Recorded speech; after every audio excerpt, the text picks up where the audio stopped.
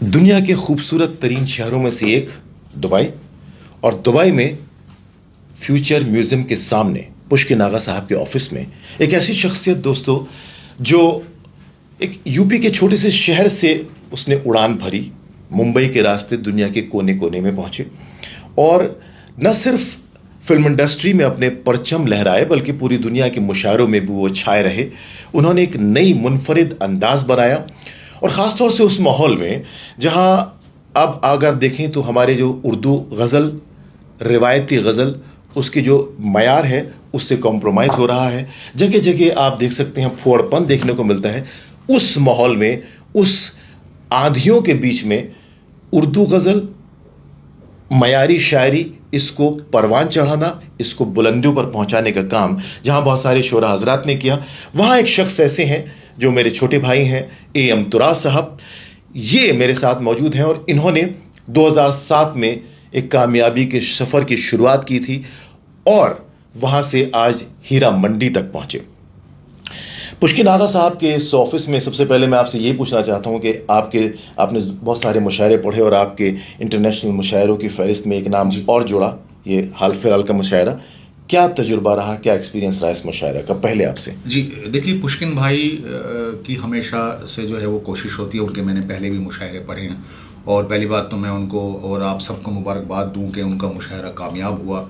और वो हमेशा नए टैलेंट को भी जगह देते हैं और उसे आगे बढ़ाते हैं और ये हर प्लेटफॉर्म की ये खासियत होनी चाहिए मेरे ख्याल से, क्योंकि अगर प्लेटफॉर्म नहीं मिलेंगे तो आगे आने वाला जो आर्ट है या जो उर्दू अदब कह लीजिए या शायरी कह लीजिए या दूसरे आर्ट जो हैं तो वो आगे तक नहीं पहुंचते हैं। उसमें पुष्किन साहब ये काम कर रहे हैं तो मुझे बेहद खुशी है और मुझे अच्छा भी लगता है ये सब। और दूसरा ये कि इनके मुशायरे में जो है, चूँकि अलीगढ़ के हवाले से मुशायरा होता है और जश्न हिंदुस्तान ये करते हैं, तो उसमें पोइट्री होती है और सिर्फ शायरी होती है। और हम जैसे लोग आके जो दूसरी चीज़ों के लिए मुशायरे नहीं पढ़ते हैं कि भाई मुझे कोई बहुत हिट होना है या और मुशायरे मिल जाएंगे चार, इसलिए मैं अगर अपनी बात करूं तो मेरा बिल्कुल ये पॉइंट ऑफ व्यू नहीं रहता है। मेरा मुशायरों में जाने का एक ही मकसद होता है कि फिल्मों में चूँकि शायरी हम इतनी नहीं कर पाते हैं, वहाँ सिचुएशनल चीज़ें होती हैं, लेकिन मुशायरों में क्या है कि हम शायरी कर सकते हैं और अच्छी बातें लोगों तक पहुंचा सकते हैं। तो मेरे पास जो भी शायरी खुदा ने दी है, मैं वो चाहता हूं कि मैं मुशायरों में सिर्फ शायरी की बातें करूं, मतलब शायरी ही पेश करूं और दूसरी कोई बातें उसमें ना हो। तो इस तरह के प्लेटफॉर्म जो हैं वो हमेशा मेरे लिए तो लोगों ने मतलब जो है वो खोले हुए हैं। मैं ऐसा समझता हूँ कि मुझे बुला के वो लोग मैं समझता हूँ कि उस चीज़ को बढ़ावा देते हैं जिसका उनको एहसास है कि वो मैं फिल्मों में नहीं कर पाता हूँ और मैं यहाँ वो कर रहा हूँ। तो इस मुशायरे में बिल्कुल वो मुझे मौका मिला और मैंने वही किया और लोगों ने बहुत अच्छा सराहा। लोगों ने हीरा मंडी आजकल आपका बड़ा ज़बरदस्त शाहकार है, दुनिया भर में इसकी धूम है। और हीरा मंडी में जैसे कहते हैं कि आप तब के आए हैं, सोना बन के आए हैं, निखर के आए हैं। और इस सफ़र में अगर हम देखें, आपकी पद्मावत रही, आपकी गंगूबाई रही और बाजीराव मस्तानी रही और बहुत सारी फिल्में रही। जैसे मैंने कहा कि 2007 से आपने सफ़र शुरू किया, लेकिन तेरा जिक्र या इत्र, मैं ये जानना चाहता था कि वो कौन थी, वो कौन सा हुस्न था जिसने आपके दिल पे दस्तक दी थी और कब दी थी?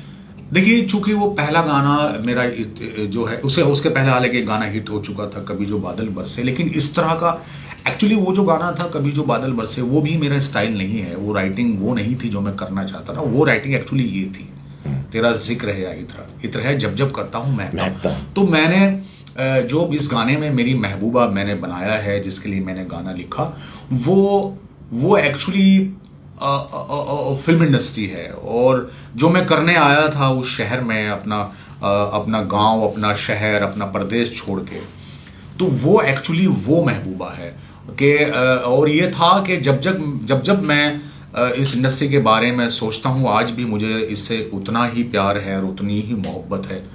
तो तब मैं ना खिल उठता हूँ और एक अजीब सी महक मुझे खुद में से आने लगती है। तो ये एक्चुअली मेरी महबूबा, ये मेरा आर्ट, मेरी शायरी और मेरी इंडस्ट्री ये है और इसी के लिए मैंने गाना लिखा था। और कमाल ये हुआ कि वो लोगों तक पहुंचा और मैं फिर आगे बढ़ गया इसके। मतलब यूँ समझिए पहला गाना है ये जिससे मुझे जो है एक बूस्ट मिला और एप्रिसिएशन मिला। पूरी, आप यकीन नहीं करेंगे, पूरी इंडस्ट्री ने मुझे फ़ोन किए, बड़े बड़े डायरेक्टरों ने मुझे फ़ोन किए, बुलाया, मुझे मिले, बहुत रेस्पेक्ट दी। और अगेन मैं आज संजय जी को थैंक्स करना चाहूँगा कि उन्होंने मुझे इस खूबसूरत गाने को अपनी फिल्म में जगह दी और मुझे आगे कंटिन्यूसली मौके दिए। इस तरह के, इस आयत की तरह हुआ, फिर बिनते दिल हुआ और फिर आज तक। जी नहीं, पहले इश्क की दस्तक मैं जानना चाहता था, आपके दिल पे जो हुई वो है या कहाँ और कब? बस छोटा सा नाम नहीं बताइए। नहीं, नाम तो मैंने एक अभी कुछ दिन पहले मैंने राइटर एसोसिएशन के पोर्टल पे एक इंटरव्यू किया था, तो उसमें एक वाकया था शायरी के हवाले से। और मैंने शायरी क्यों शुरू की, तो हमारे गांव में एक साहब थे, तो उनका मैंने नाम उसमें लिया। और तो वो जब मैं वापस गया तो वो बुरा मान गए कि यार आपने हमारा नाम। मैंने कहा यार मैंने तो नाम इसलिए लिया कि भाई मतलब आप उस मेरी जर्नी में एक हिस्सा थे आप, तो मैंने कहा चलो मैं आपका नाम ले दूं। तो मैंने तो इसलिए लिया कि आपका जो क्रेडिट है वो आपको मिलना चाहिए। तो आपको बुरा लगा तो मैं इसके लिए माफ़ी चाहता हूँ। तो उस दिन से मैं बिल्कुल नाम तो किसी का लेता ही नहीं। उसके लिए फिर मेरा एक शेर है, मैं वो यहाँ तक पहुँचा दूँ कि ज़िंदगी नाकामियों के नाम हो, हाँ। इससे पहले कोई अच्छा काम हो, हाँ, और इसलिए गुमनाम रखा है तुझे, हाँ। क्यों तू मेरे नाम से बदनाम हो। तो मैं नाम तो बिल्कुल नहीं बताऊंगा। बिल्कुल। और आपके चेहरे की मंद मुस्कुराहट ये बता रही है कि हुस्न आपकी ज़िंदगी में दस्तक तो दे चुका है, लेकिन कब वो परवान चढ़े ये एक अलग बात है। नहीं देखिए, यहाँ मैं हुस्न जो है वो सबसे पहले तो मेरे काम को मानता हूँ, और बाकी पूरी दुनिया हुस्न से भरी हुई है, और हर चीज़ यहाँ, हर चीज़ में एक अलग तरह का हुस्न है। तो वो तो बिल्कुल हम उसका हिस्सा हैं, और वो हमारे चारों तरफ है, और कदम कदम पे वो चीज़ें हैं। तो बिल्कुल मैं उसका भी कायल हूँ, ऐसा नहीं है। अगर आपके करियर को स्कैन किया जाए तो राज भाई, तो ये देखिए कि आप गाने भी लिखते हैं, आप डायलॉग भी लिख रहे हैं, आप स्टोरी भी लिख रहे हैं, आप एक्टिंग भी कर रहे हैं, लेकिन सबसे ज़्यादा अपने आप को कंफर्ट आप कहाँ पाते हैं? शायरी। सिर्फ शायरी में? जी, इसमें करके एक अजीब सुकून मिलता है। और ये एक्चुअली ये चीज़ अब मुझे समझ नहीं आ रहा है कि मैं किस तरह बयान करूं। ये चीज़ मेरे ऊपर खुल चुकी है, यानी मेरे अंदर खुल चुकी है कि भाई मैं सिर्फ लिखने के लिए पैदा हुआ हूँ। और मेरे ख्याल से जितना भी मैंने 17 या 18 साल की उम्र में राइटिंग शुरू की, लिखना शुरू किया, लेकिन मुझे उससे पहले कर देना चाहिए था। मुझे ये जानने में टाइम लगा, और अब तो बिल्कुल ये तय हो चुका है कि लिखते लिखते ही इस खूबसूरत दुनिया से एक और खूबसूरत जहान की तरफ जो है वो मैं इंशाल्लाह रवाना हो जाऊँगा। मैं सोच रहा था अभी इत्तेफाकन देख रहा था कि एक जब मुग़ल आज़म बनी, एक शाहकार था, और उसमें तमाम दुनिया की जो चीज़ें थी महसूस की जा सकती थी वो थी, और आज तक उसको माना जाता है। और उसके बाद हीरा मंडी, इसने वही रिकॉर्ड तोड़े। जैसे आप भंसाली जी के बारे में कहा जाता है कि कपड़ों तक से वो, सलवटों तक से वो एक्टिंग करा लेते हैं, और हुस्न को और हसीन बनाकर वो पेश करते हैं। जी बिल्कुल, है ना। और इश्क को और शायरी को और वो दिल में उतार देते हैं। और जो कहते हैं ना कि जो दिल से जो बात निकलती है असर रखती है, वो दिल से बात दूसरों के दिलों तक पहुंचाते हैं। और हीरा मंडी दूसरा इसका सीक्वेंस शुरू करने वाले हैं आप लोग, लेकिन जब इसके पहली प्रीमियर हुआ, एक उसने धमाल मचाया जी।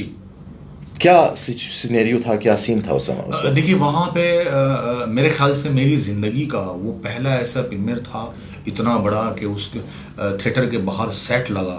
हाँ। सोचिए, अपने आप में एक कमाल बात है कि थिएटर के बाहर ऐसा उसी तरीके का एक सेट लगाया गया, और वो बग्गियाँ खड़ी की गई उस ज़माने की, और पूरी इंडस्ट्री वहाँ पे आई, और एक अजीब व गरीब जो माहौल था, और ऐसा लग रहा था वाकई हम सिनेमा के लिए काम कर रहे हैं। बाकी फिल्मों में ऐसा नहीं लगता। और एक से एक बड़े जितने भी नामवर फनकार जी हाँ, फिल्म इंडस्ट्री के मौजूद थे वहाँ। और फिर ये इतने बड़े बड़े विजुअल से स्क्रीन पे 2 एपिसोड दिखाए गए, तो एक अलग एक्सपीरियंस था। और इससे आप यकीन करें, इस तरह की चीज़ें होनी चाहिए, क्योंकि इससे एक माहौल बनता है इंडस्ट्री में, हर फील्ड में। जैसे हम मुशायरे की बात करें, जिस तरह का ये कर रहे हैं, तो इससे एक माहौल बनता है। तो ऐसे वहाँ एक कमाल का माहौल बना, और उससे एक हिम्मत आई कि इससे भी बेहतर कुछ करना है। और पता क्या है, जब इस तरह की फिल्में और इस तरह के गाने, इस तरह की चीज़ें चलती हैं, तो एक और हिम्मत इसलिए आती है कि चूँकि अब हमें ऐसा लगता है कि नहीं, रैप करने का ज़माना है, रैप लिखने का ज़माना है, वही सुन रहे लोग, तो नहीं, ऐसा बिल्कुल नहीं है। सोचिए इस पूरी वेब सीरीज में 9 गाने हैं और 9 गाने वो एक से एक ठुमरी स्टाइल, एक से गजल स्टाइल, और वो मुजरे पुराने टाइप के, और म्यूजिक भी बिल्कुल वैसा ही है, क्लासिकल म्यूजिक है, सिंगिंग वैसी, और ऐसा सुना लोगों ने कि इतना तो कुछ भी नहीं सुना गया। तो इसलिए मतलब ये एक बहुत ही बड़ा एक्सपीरियंस और एक सबक मिला कि नहीं भाई, उस तरह की चीज़ें जो हमारा कल्चर रहा है हिंदुस्तान का, और जो वहाँ का क्लास रहा है, वो आज भी लोगों से जुड़े हुए हैं और वो पसंद करें। और यहाँ मैं एक बात और कहना चाहूँगा कि देखिए, जो वेब सीरीज़ है, जो हीरा मंडी इसका नाम है, ये अब सिर्फ मैंने इसमें काम किया या राइटिंग की या संजय जी ने इसको डायरेक्ट की, ये हमारी तो है ही, लेकिन अब ये मेरे ख्याल से ये हिंदुस्तान की वेब सीरीज है, इंडिया का प्राइड बन चुकी है, और हमें इस तरह के सिनेमा से हमें सीखना चाहिए, और इस तरह के सिनेमा को हमारे देशवासियों को जो है उसको और प्रमोट करना चाहिए, ताकि हम इंटरनेशनल मार्केट में, आज ये 192 कंट्रीज में रिलीज़ की गई है और इसका धमाल मचा है, तो ये इसीलिए मचा कि हमारा वो क्लास और वो कल्चर, वो लिटरेचर, वो लोगों तक पहुंचा। तो सोचिए कितना रिच है, और ये हमारा जो है 150 करोड़ लोगों को हम रिप्रेजेंट करते हैं। हमारा एक तुराज भाई, एक बात और अच्छी थी, मैंने देखा था कि यहाँ पे दुबई में जो आमतौर पे स्टूडेंट हैं, खासतौर से इंडियन कम्युनिटी या अदर कंट्रीज़ के, ये अंग्रेज़ी ज़्यादा बोलते हैं और उर्दू हिंदी का रिवाज बहुत ही कम है, ना के बराबर है। लेकिन जब ये सीरीज़ आई और वो स्कूल्स के अंदर जो बच्चे देख रहे थे और वो बातें कर रहे थे, और वो चीज़ें आपने उन तक जो पहुंचाने का प्रयत्न किया, एक बहुत ही कामयाब कोशिश, और इसके ज़रिए वो लोग शब्द सीख रहे हैं, उर्दू सीख रहे हैं, देख रहे हैं, और पूरी सीरियल देख रहे हैं। लेकिन यहाँ मैं जानना चाहता था एक आखिरी में आपसे कि आमतौर पर ये होता है कि जैसा हम भी आर्टिस्ट हैं जी, टेलीविज़न रेडियो में जब हम होते हैं तो हम जो कर लेते हैं एक बार, तो हम सोचते हैं कि अगर हम जब उसको करने के बाद जो मंजर आम पर आ जाता है, तो हम सोचते हैं कि इसको हम और अच्छा कर सकते थे, इसमें ये कमी हम ठीक कर सकते थे। अब आपकी पार्ट 2 आने वाली है हीरा मंडी, तो आपको क्या लगता है कि आप उसमें और क्या इम्प्रूवमेंट लाने की कोशिश करेंगे? क्या आपने महसूस किया और क्या बदलाव आप उसमें कर पाएंगे? देखिए, चूंकि इसके डायरेक्टर संजय जी हैं, तो उन्होंने भी अगर इसमें कहीं कुछ चीज़ें रह गई हैं, छूट गई, ओबियसली ये कोई मुकम्मल शाहकार तो है नहीं, ये एक वेब सीरीज़ है, और इसमें बहुत सारी चीज़ें होंगी जो कुछ लोगों के पॉइंट ऑफ व्यू से बिल्कुल सही नहीं होंगी।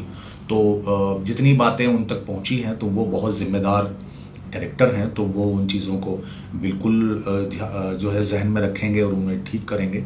और मेरी भी ये कोशिश रहेगी राइटिंग के पॉइंट ऑफ व्यू से कि भाई कोई चीज़ें जो कहीं जैसे इसमें मैं खुल के बात करता हूँ, कहीं तलफ़ुज़ की बहुत कमी रह गई है, और चूँकि उस तरह की चीज़ें बनती नहीं है, उस तरह के लिए हमारे जो आर्टिस्ट हैं वो प्रिपेयर्ड नहीं हैं, और उन्होंने चूँकि रोमन में स्क्रिप्ट लिखी जाती है, तो वो एक कहीं ना कहीं थोड़ा सा एक माइनस पॉइंट है, और उसको जो है वो ठीक किया जाएगा, और इंशाल्लाह हम कोशिश करेंगे। और संजय जी जैसे मैंने फिर कहा कि वो बहुत सिंसियर और बहुत जिम्मेदार मेकर है, और वो इन चीज़ों को बहुत ध्यान देते हैं। अगर कहीं कुछ रह गई तो बिल्कुल उसकी कोशिश की जाएगी। चूँकि मैं ज़बान का काम करता हूँ और ज़बान लिखता हूँ, तो मैं कहीं ना कहीं जो है वो कोशिश करूँगा कि ये चीज़ें कुछ अगर हैं तो वो बिल्कुल ना हो आगे, और बेहतर हम इसको बनाएं, बेहतर से बेहतरीन बनाने का एक प्रयत्न होगा दोस्तों। और मैं तुराज साहब के लिए कह सकता हूं कि सितारों से आगे जहां और हैं, अभी और भी हैं। इंशाल्लाह आप इसी तरह यूं ही मंजिलों की तरफ चलते रहें, आप इसी तरह खिदमत करते रहें, उर्दू अदब की भी, लिटरेचर की भी, और ऐसे ही आप लोगों के दिलों पर राज करते रहें, ये हमारी कामना है। आपने हमें वक्त दिया, आपका बहुत बहुत शुक्रिया। बहुत शुक्रिया सर, आपका भी और आपके चैनल का। शुक्रिया सर।